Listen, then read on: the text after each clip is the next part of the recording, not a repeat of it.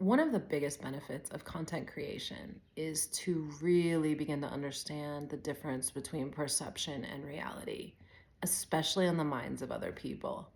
Until you really make content, especially that's acted or exaggerated or maybe even counter to what you really think, you're never going to realize that no one is perceiving you how you actually are. They're perceiving you how they want you to be, which is generally completely unrealistic, totally unrelated to their own personal human experience, and some very odd form of attempting to separate ourselves from others and make ourselves distinct and different, and also attempt to look for alignments and similarities. I couldn't quite figure out what was so damaging about social media. Like, people talk about it a lot. But as someone making content and engaging with people and watching how people perceive content and what's going on with them psychologically, and over time by making different types of content that engage with people differently, what I've really learned is um,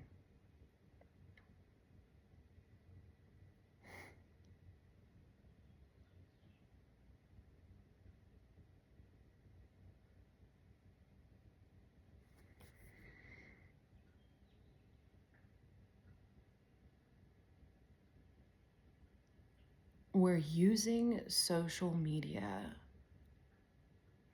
to create fragmented versions of ourselves based on what we think we are through the lens of who we think others are.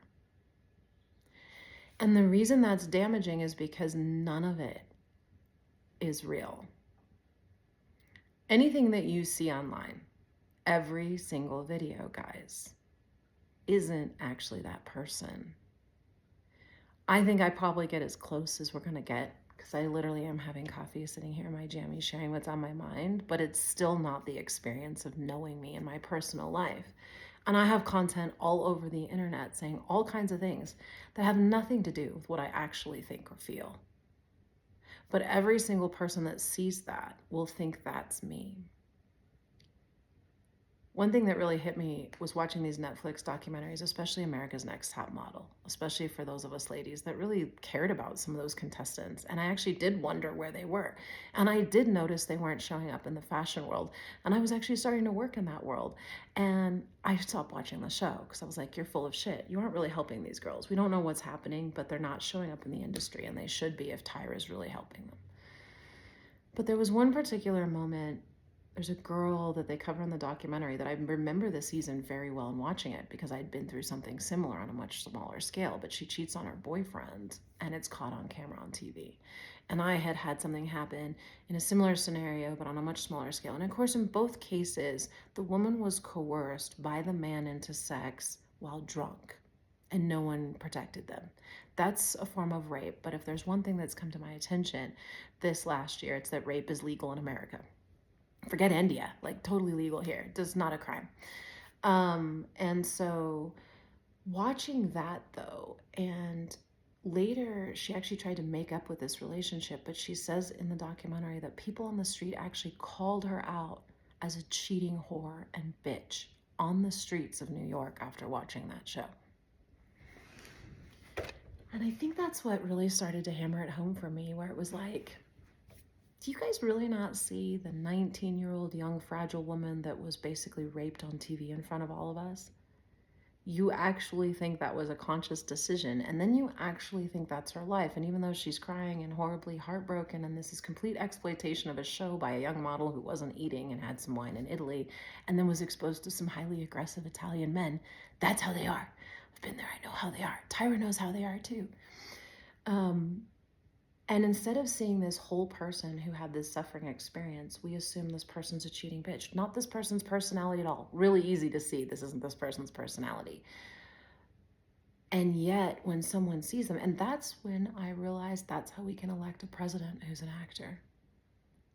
I think people actually thought Ronald Reagan was like a cowboy and that kind of guy that he played in TV.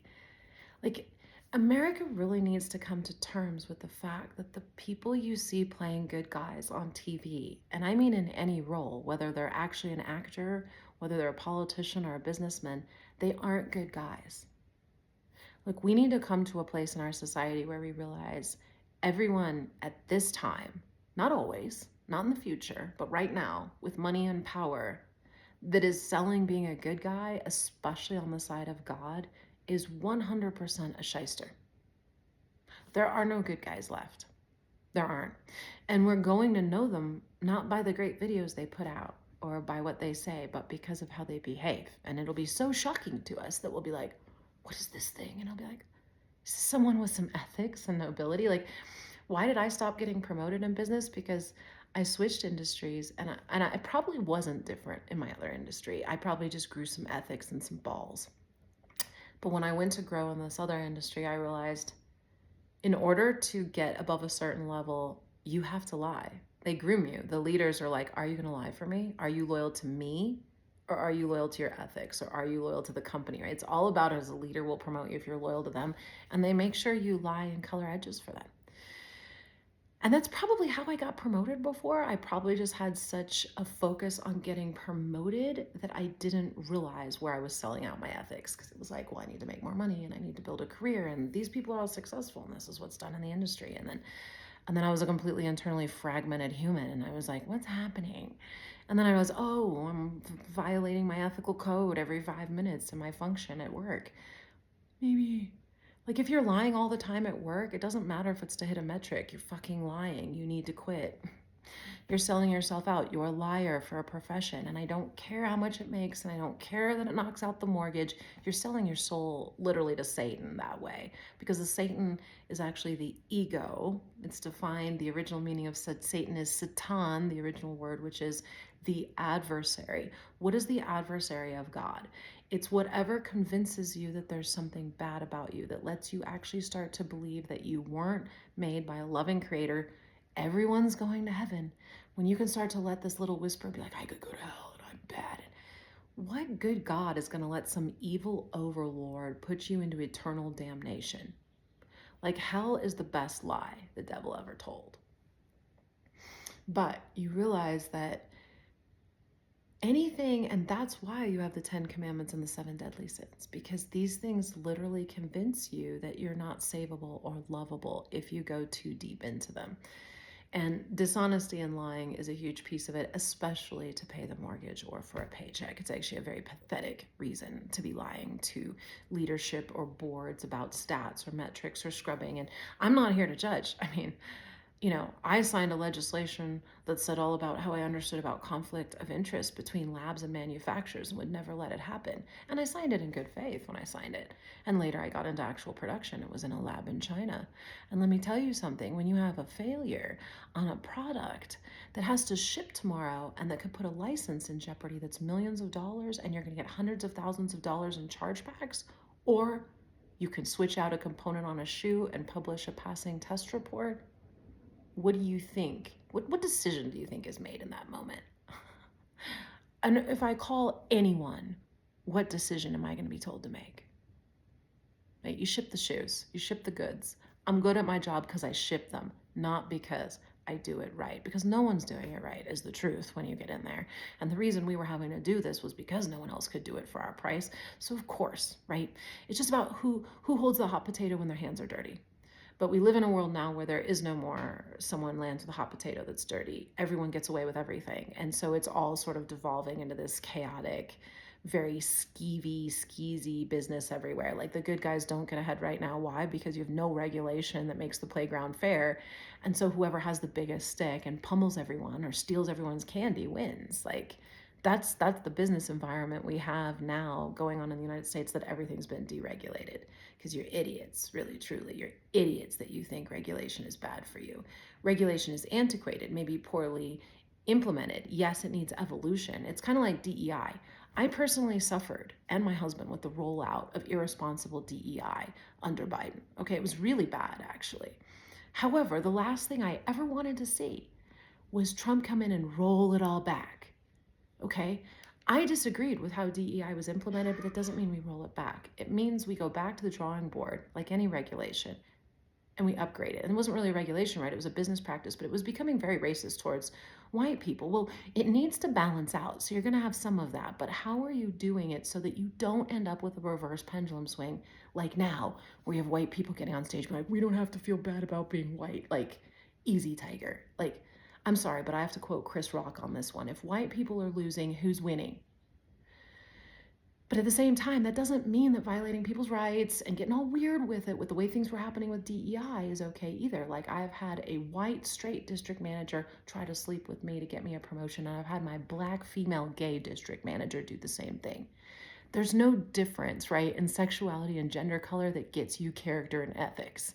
It's about the environment you play in. That should get both of them fired, not me promoted, which it would have. I would have gotten promoted if I'd engaged with both of those, or kissed their ass or led them on or whatever else, right?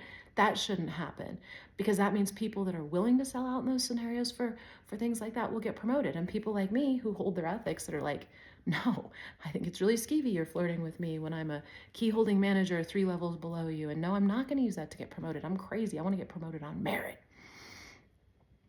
I don't get promoted and I end up leaving the organization because you don't have a place for my ethics.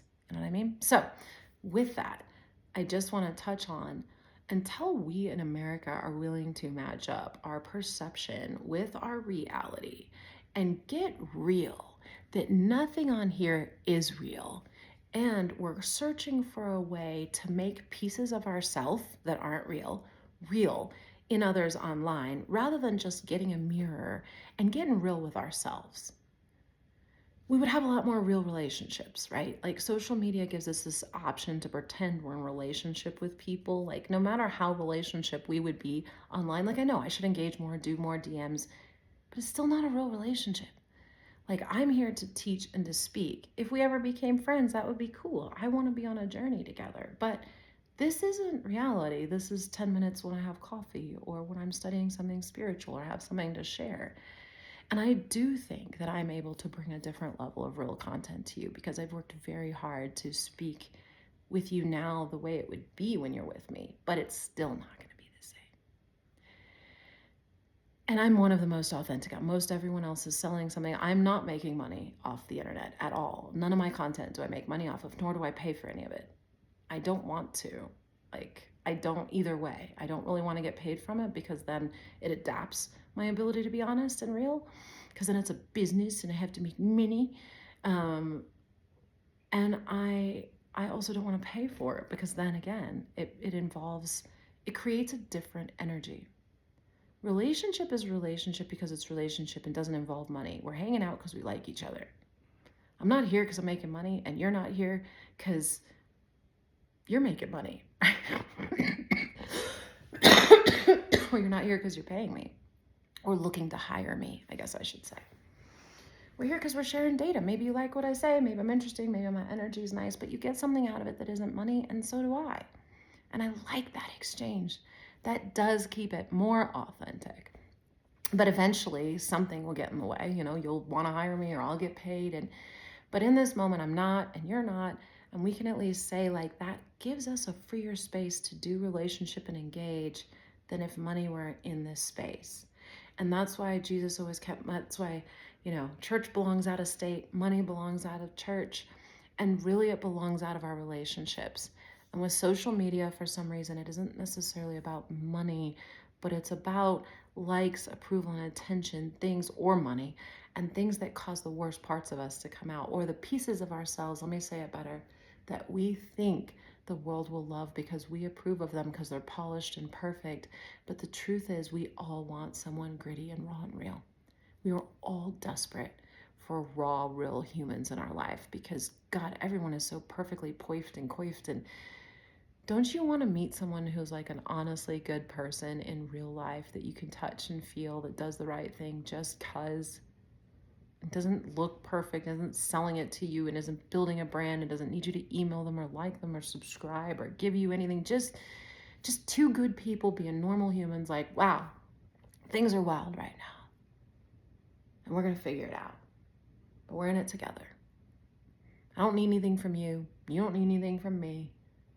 But it's just better being on the road together. I don't know. That's where I'm at today. Love you. Have a good one.